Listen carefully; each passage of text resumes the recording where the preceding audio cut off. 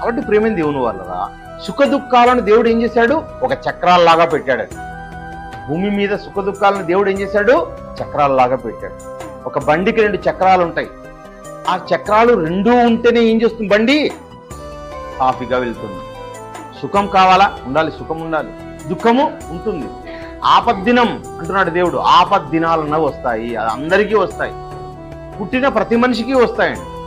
భూమి మీద ప్రతి మనిషికి శ్రమలు, కష్టాలు, బాధలు, ఇబ్బందులు దేవుని నమ్మిన వాడైనా దేవుని నమ్మని వానికైనా ఉంటాయి.